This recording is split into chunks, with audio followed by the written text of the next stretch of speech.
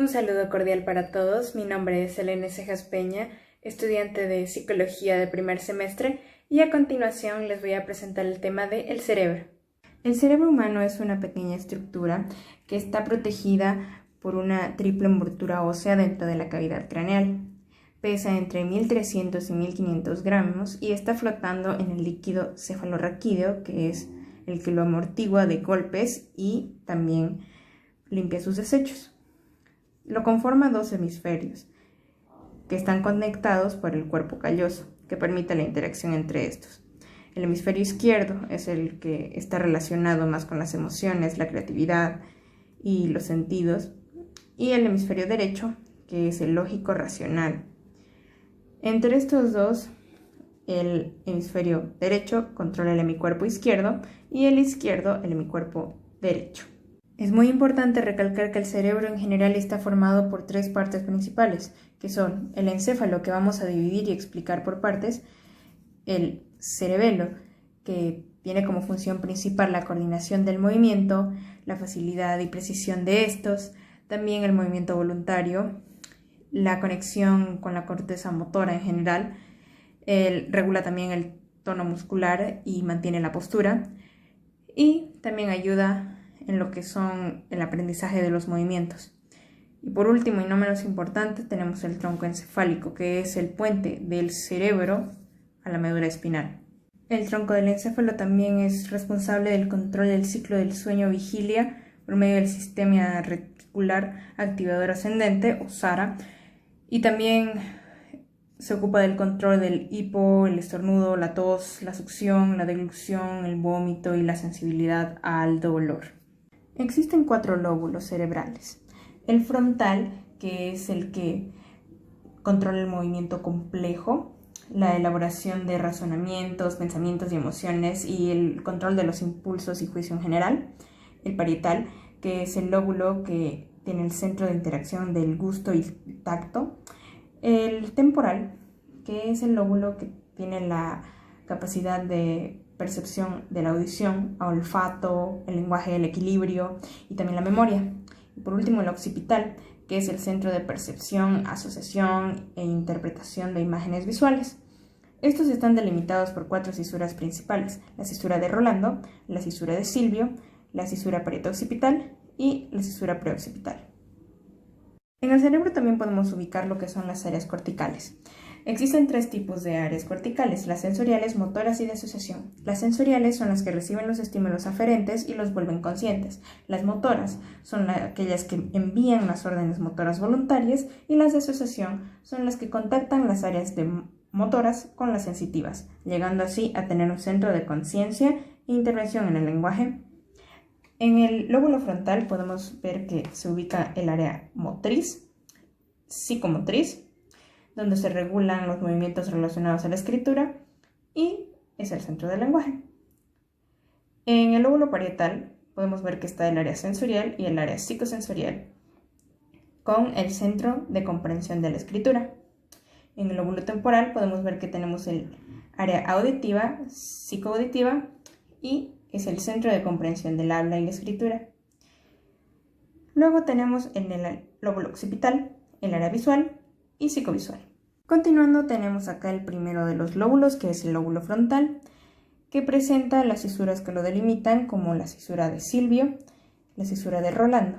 Dentro de este se encuentra el surco frontal superior y el surco frontal inferior. Y luego aquí en la parte de abajo tenemos el ramo anterior, el ramo ascendente y el ramo posterior. Entre los giros tenemos el giro precentral, que está aquí antes de la cisura de Rolando. Luego tenemos al giro frontal superior, al giro frontal medio o medial y al giro frontal inferior. Luego tenemos distintas porciones, como podemos ver, la porción orbitaria, la porción triangular y la porción opercular. El lóbulo frontal también presenta lo que son las áreas frontales: 4, 6, 8, 9, 10, 11, 12, que es interna, 43, 44, 45, 46 y 47. El área 4, que es el área motora primaria, es la que tiene la función de llevar a cabo movimientos. La lesión de esta puede producir una parálisis contralateral en el cuerpo. El área 6, que es la premotora, es aquella que puede programar la actividad del área 4, haciendo una planificación y programación de movimientos. La lesión de esta puede provocar apraxia, la cual es la dificultad de hacer movimientos coordinados a pesar de que tengas la voluntad de hacerlo. El área 8, que es el área de movimiento ocular, que obviamente permite el movimiento del ojo. El área 44-45, que forman el área de Broca, es la encargada de los movimientos que están relacionados con el habla. La lesión de esta puede producir afasia. Y luego está el área 43, que es el área del gusto, el área 46 y 47, que es el área de asociación entre lo que son las emociones y los estímulos sensoriales. Luego tenemos el área de asociación prefrontal, que está formada por el área 9, 10, 11 y 12. El área 9 en específico cumple con la misión de funciones ejecutivas, como la autoconciencia, la empatía, la memoria, la atención, los procedimientos y la gestión emocional. Y también es un área motora terciaria, la cual ayuda con lo que podemos decir con la fluencia verbal y la rapidez en que podemos hablar.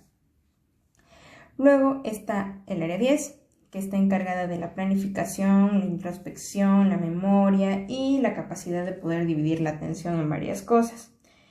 Y trabajan juntas el área 11 y 12, que están ocupadas de habilidades cognitivas superiores, como ser la gestión de la interacción social, la adecuación de la conducta, inhibiendo y controlando ciertos comportamientos de agresividad, por ejemplo. El siguiente es el lóbulo parietal, que está dividido del frontal gracias a la cisura de Rolando. Tiene los surcos poscentral, el surco intraparietal y el surco que lo divide del lóbulo occipital, que es el lóbulo parieto-occipital. Tiene también lo que son los giros poscentral, el giro supramarginal y el giro angular. Tiene dos lobulillos, que son el lobulillo parietal superior y el lobulillo parietal inferior. Las áreas que podemos ubicar en el lóbulo parietal, las áreas parietales, son las siguientes: 3, 1, 2, 5, 7, 40 y 39. El área 3, 1, 2, que puede considerarse la área sensitiva primaria, es la que recopila la información del tacto. El área 5, 7 es el área sensitiva secundaria, la cual ayuda a que esta información recopilada por el área 3, 1, 2 sea reconocida por los estímulos y se pueda permitir que estos tengan características generales para poder distinguirse. El área 39 es el área que está, como podemos ver acá, en el giro angular. Está encargada de la comprensión del lenguaje verbal y no verbal, verbal y escrito, por así decirlo. También se encarga de la comprensión del cálculo. El área 40 está en el giro supramarginal, que podemos ver aquí. Esta es muy importante para lo que es la lectoescritura. ¿Por qué? Porque llega a vincular lo que son los grafemas y los fonemas. También ayuda en el aprendizaje, vinculándolo con el reconocimiento táctil y motor. Un dato plus de esto es que el área 39, 40 y la 22, que no pertenece a este lóbulo, forman el área de Wernicke. Las lesiones provocadas en el área de asociación prefrontal son, en el área 9, desinterés sexual, menor capacidad de juicio, planificación y organización, el síndrome apático y también menor autocuidado en la persona. En el área 10, que bien es el área frontomedial, se puede provocar mutismo, menor espontaneidad de la persona, pronunciaciones incorrectas de las palabras y un enlentecimiento verbal y motor. En el área 11-12 puede provocar también desinhibición sexual y una conducta pseudopsicopática, la cual es cuando la persona tiene un comportamiento inmaduro. También puede provocar una forma anormal de la atención al medio, incapacidades para tomar decisiones y para planificar las conductas que se tiene, provocando una agresividad en la persona. Otra complicación puede ser la hemiasomatognosia, que es la sensación de no pertenecer a tu cuerpo, la apraxia ideomotora, que es cuando no se puede imitar, afecta también a los gestos con o sin significado. También tenemos la apraxia ideatoria, que es la incapacidad para manejar los objetos y también las secuencias lógicas que tienen algún fin.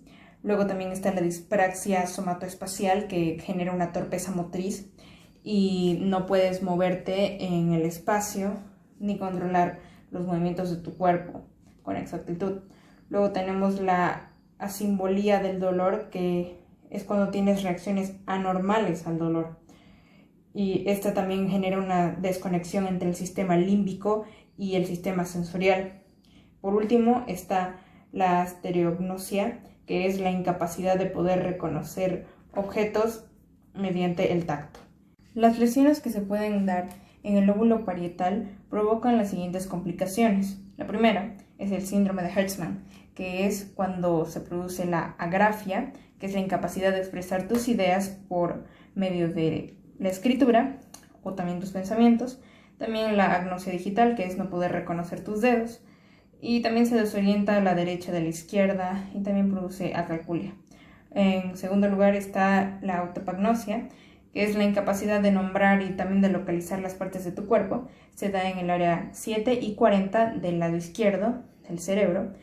En este lado también se puede dar la negligencia contralateral en el área 7 y 40 del lado izquierdo, repito, es cuando suele asociarse con la anosognosia, que es la falta de conciencia de los déficits.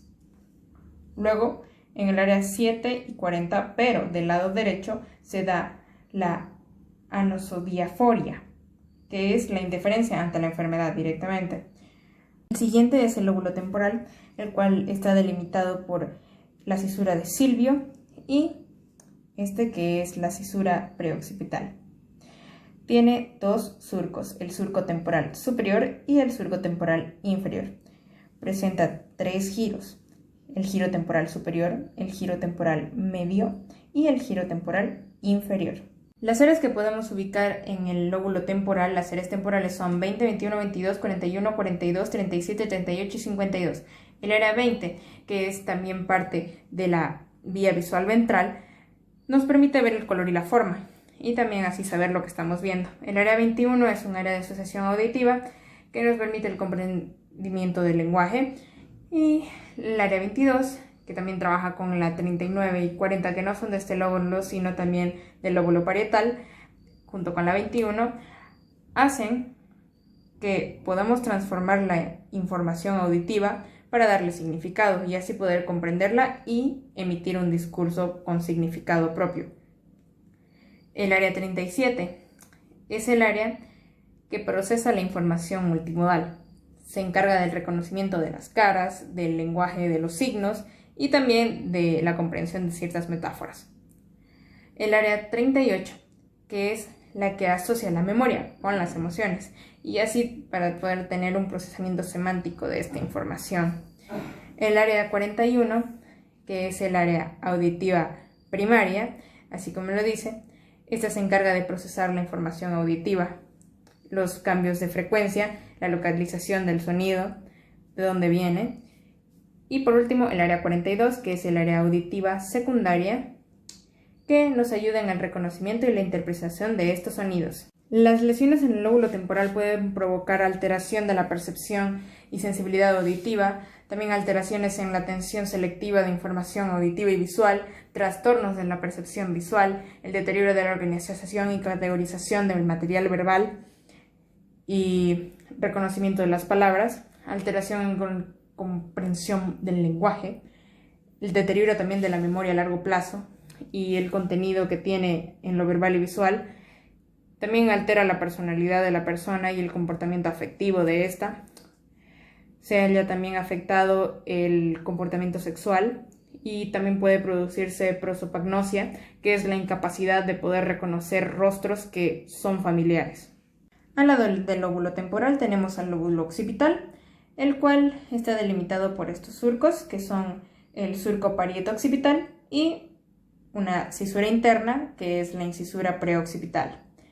Otros surcos son el surco occipital transverso, que es este de aquí, el surco calcarino y el surco semilunar. Las áreas que comprenden el lóbulo occipital son 17, 18 y 19. El área 17 es el área visual primaria, la cual procesa la información visual y posee una representación retinotópica del ojo y del campo visual que permite el procesamiento posterior y más preciso de la imagen.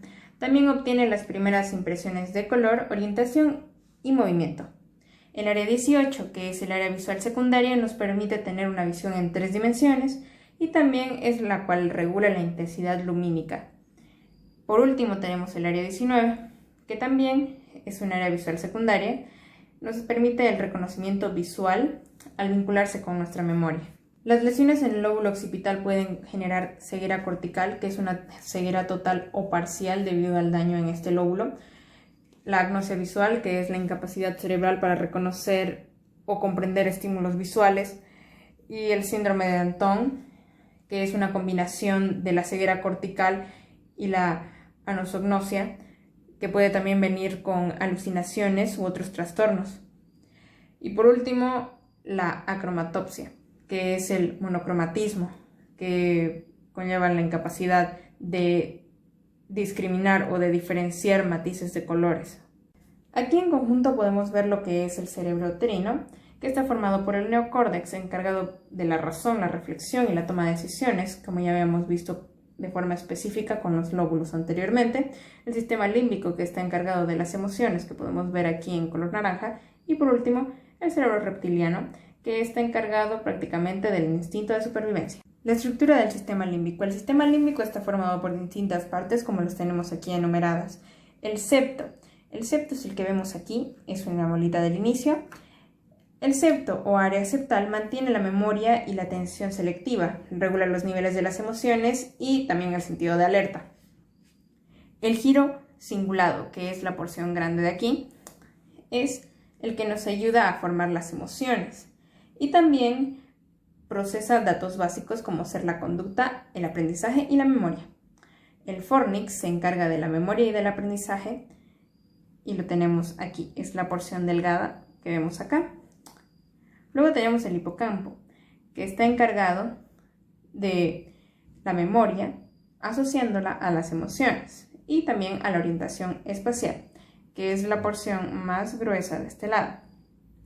Luego tenemos los cuerpos mamilares, que está justo al inicio de aquí, el número 5, nos da la posibilidad de poder recibir impulsos nerviosos de lo que son el hipocampo y la amígdala. La amígdala, por consiguiente, es la que nos ayuda al procesamiento y almacenamiento de las reacciones emocionales y activa el sistema nervioso autónomo para ello. El hipocampo. El hipocampo es lo que vemos aquí rojito y este nos ayuda al control de la expresión fisiológica de las emociones. También regula el hambre, el apetito, la saciedad, la temperatura corporal y el sueño. Luego tenemos lo que es el bulbo olfatorio, que es la última porción del sistema límbico. El lóbulo insular. Este lóbulo no se lo puede ver en la primera cara del cerebro, así que es una cara interna de este. Comprende las siguientes áreas: área 13, 14, 15 y 16. El área 13, que es encargada del control del movimiento, de la coordinación del movimiento para el lenguaje, conecta el área prefrontal con el sistema límbico, haciendo que se pueda relacionar la conducta sexual y emocional. El área 14, que ayuda en el procesamiento de la información olfativa y visceral. El área 15, que ayuda en el proceso de la información de la presión sanguínea y puede identificar ataques de pánico. El área 16, por último, es la encargada de procesar el dolor, la temperatura, la información fonológica o también la capacidad de tragar. Este lóbulo tiene también unas funciones específicas en cada una de sus áreas. La percepción y conciencia del gusto y el olfato están encargadas del área 14. El control visceral y somatopercepción del área 14 y 15. la función vestibular del área 15, la integración, información emocional y perceptiva están encargadas por el área 13, la integración entre la emoción y cognición del sistema de recompensa y las adicciones y efecto de craving están también relacionadas en el área 13 y que implica la función del área 13, 14 y 16, la empatía y reconocimiento emocional.